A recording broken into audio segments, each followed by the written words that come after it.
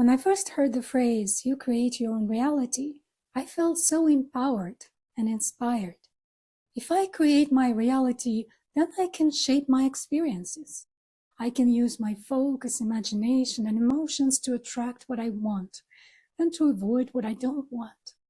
All I needed, I thought, was to stay positive, to think good thoughts, to feel good feelings, and shift my focus whenever I felt sad or low.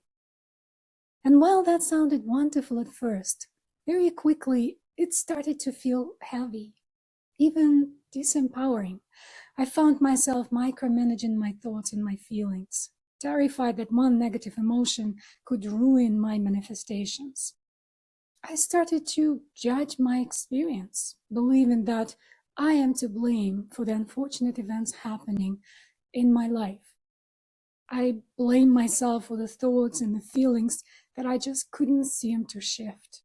I fell into the trap of thinking I must not be healed enough. I must not be spiritual enough. I need to work on myself more. Can you feel the pressure in that? If you're someone who manifests easily and life feels like your playground, maybe this message isn't for you.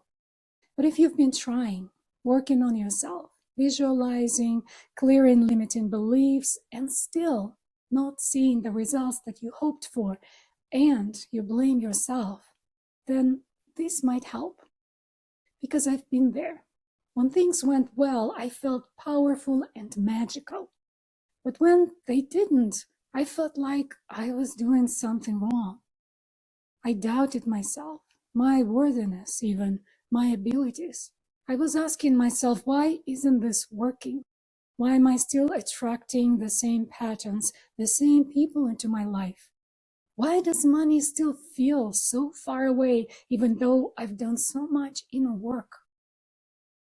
I'm not trying to debunk the law of attraction or the benefits of clearing limiting beliefs or self-development in general.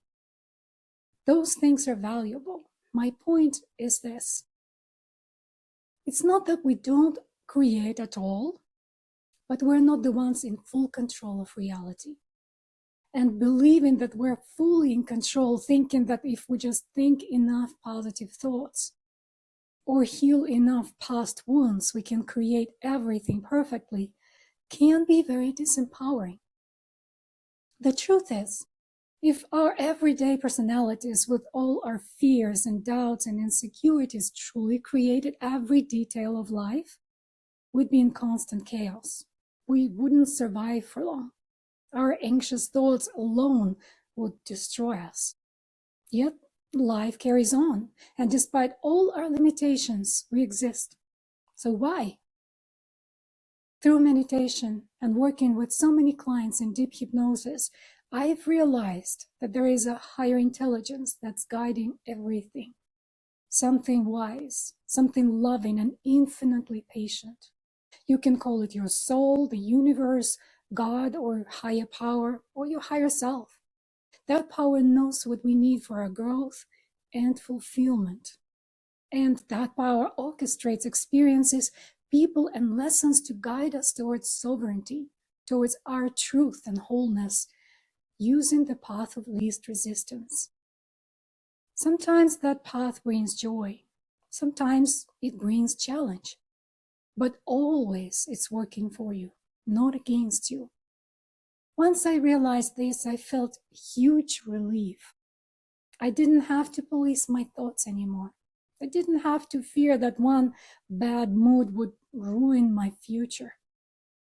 I could just be, knowing that even my pain was guiding me somewhere sacred. So, what is our role in creating life? Do we have any say-so in what happens? In my view, yes, we do, but not in the way that we think. We have the power to choose our response, to choose compassion over judgment, to choose to see meaning even in discomfort. That is where our true creative power lies, in the quality of our response. And while we don't control our experience, we don't control what happens to us, The quality of our responses to life, to events, determines the quality of our experience. It's freeing to know that we're not to blame for what happens. We're not being punished.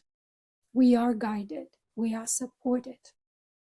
And when we surrender to that guidance, life flows with less resistance toward our highest good.